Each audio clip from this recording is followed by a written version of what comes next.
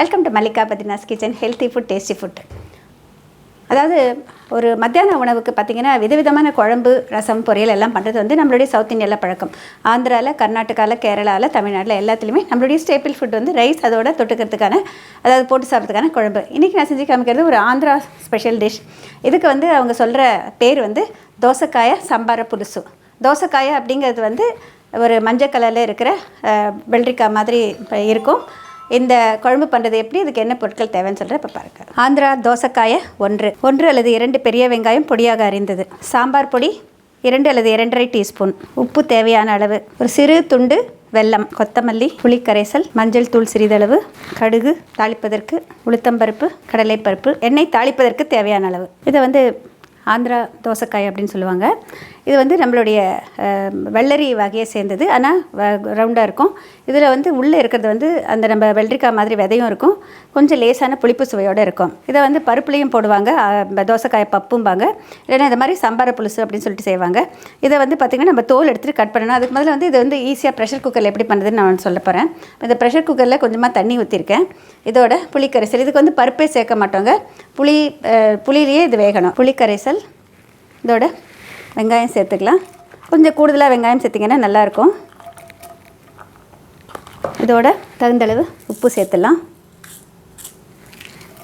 ரொம்ப கொஞ்சமாக அந்த புளியினுடைய இதுக்காக ஒரு சின்ன கட்டி வெல்லம் போடுறேன். இதோட தேவையான அளவு சாம்பார் பொடியும் போட்டுக்கலாம். இது வந்து வீட்டிலேயே அரைச்ச சாம்பார் பொடிங்கிறதுனால கொஞ்சம் பருப்பு வகைகள் அதிகமாக இருக்கும், அதனால் கொஞ்சம் காரம் குறைவாக இருக்குங்கிறதுனால நான் வந்து கொஞ்சம் கூடுதலாக போடுறேன். நீங்கள் வாங்குகிற பொடியாக இருந்தால் குறைச்சி சேர்த்துக்கோங்க. இது வந்து எங்களுக்கு இதுலேயே பண்ணுறப்போ கொஞ்சம் திக்காகிடும் அப்படிங்கிறதுக்காக அந்த மாதிரி பருப்பு அதிகம் போட்டு பண்ணுவோம். இப்போ இது சூடாகிறதுக்குள்ளார இந்த தோசைக்காயை கட் பண்ணிக்கலாம். இதை பார்த்துங்க, மேல் தோல் எடுத்துக்கலாம்.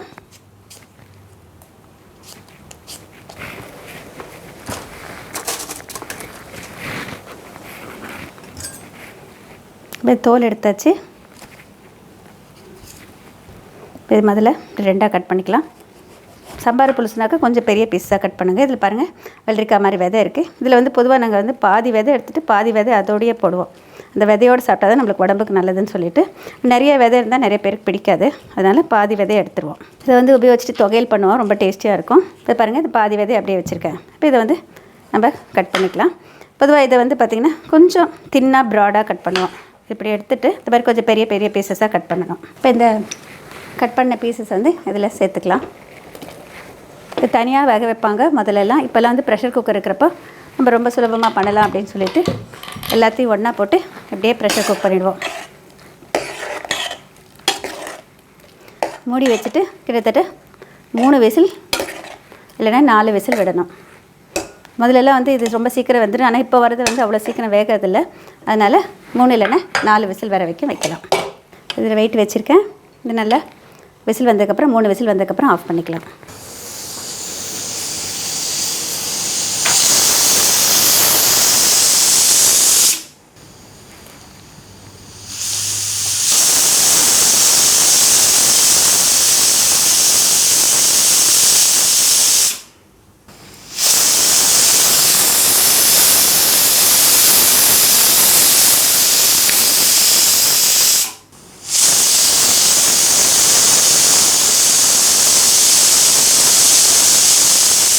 இது பாருங்கள், நல்லா வந்து அந்த விசில் அந்த வெயிட்டில் இது போயிடுச்சு, ஸ்டீம் ப்ரெஷர் போயிடுச்சு. இப்போ இதை வந்து மெதுவாக திறந்து பார்க்கலாம். பாருங்கள், பொதுவாக வந்து ஐடைஸ் சாப்பிட்டுனா நான் வந்து முதல்ல போட மாட்டேன், கடைசியாக தான் போடுவேன். இப்போ இதில் வந்து நான் இன்னும் என்ன சேர்க்கலைன்னா மஞ்சத்தூள் சேர்க்கலை, உப்பு,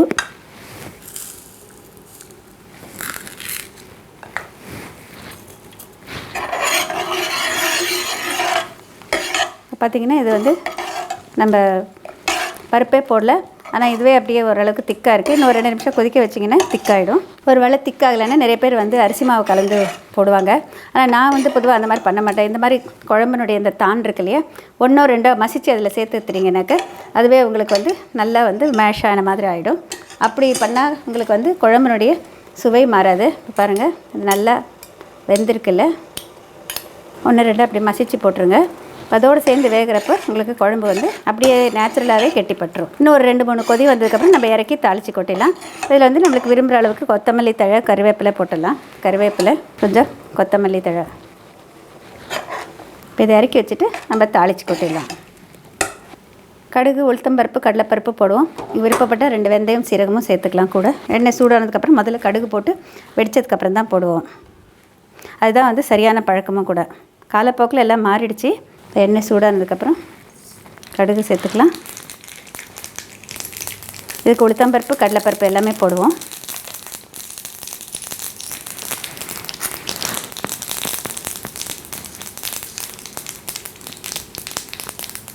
இப்போ இந்த சூட்லேயே அது வந்து நல்லா இதாகிடும். பெருங்காயத்தூள் நம்ம இதிலையே போட்டுடலாம். பாருங்கள், இந்த சூட்லேயே அது நல்லா ப்ரௌன் ஆகிடுச்சு. ஊற்றிடலாம்.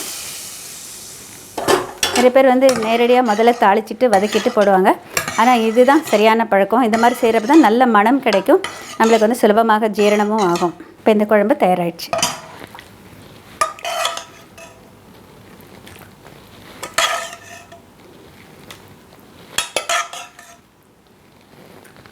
ஆந்திரா ஸ்பெஷல் தோசைக்காய் சாம்பார் புலுசு தயாருங்க. இந்த குழம்பு பண்ணுறதுக்கு வந்து எந்த விதமான வெஜிடபிளாக இருந்தாலும் சரி, அதாவது வந்து கத்திரிக்காய் போட்டு பண்ணுவோம். அதாவது நம்ம வந்து கத்திரிக்காய் புளிக்குழம்பு மாதிரி தான் இது கூட.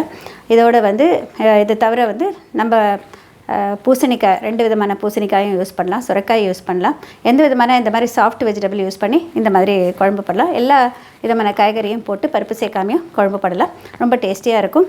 இதில் வந்து பொதுவாக பூண்டு சேர்க்கறதில்ல. நீங்கள் விருப்பப்பட்ட 1-2 பூண்டை வந்து இடிச்சிட்டு தாளிக்கிறதுல போடலாம். கொஞ்சம் கூடுதல் சுவையாக கொடுக்கும். தாளிக்கிறப்ப கொஞ்சம் வெந்தயம் சீரகம் சேர்த்து போட்டிங்கன்னா 6 சுவையும் அதில் ஒன்றா சேரும். கொஞ்சமாக தான் நான் வெல்லம் போட்டிருக்கேன். நீங்கள் விருப்பப்பட்ட கொஞ்சம் அதிகமான வெல்லம் சேர்க்கலாம். இதுக்கு வந்து பருப்பு வந்து வெறும் பருப்பை வேக வச்சுட்டு, கொஞ்சம் துவரம் பருப்பை வேக வச்சுட்டு கொஞ்சமாக உப்பு போட்டு மசிச்சுட்டு அதோட பரிமாறணும். சாதத்தில் நெய் போட்டு இந்த பருப்பு போட்டு கலந்துட்டு இந்த குழம்பு சேர்த்து கலந்துட்டு சாப்பிடுவாங்க. ரொம்ப டேஸ்டியாக இருக்கும். This is Andhra special sambar pulusu, what we call it as. we have to use the vegetable without vegetable and onion. Generally no dal is used for this kulambu. We have to cut the vegetable into medium size pieces, cut onions finely. We can use pressure cooker directly. Heat pressure pan using tamarind extract with enough water.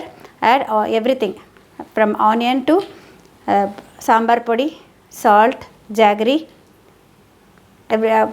cut vegetable, everything together. You can pressure cook for 1 or 2 whistles. Sometimes if the vegetable is very hard, you can give 3 or 4 whistles. After opening the lid, you have to season with mustard seeds, urad dal, bengal gram dal and curry leaves, asafoetida. Very tasty. It's very simple, at the same time very tasty. You can serve it along with plain cooked rice. Generally we serve dal separately, cooked dal to which little salt is added. Like this tuvar dal is given. We have to mix it with the rice and then eat.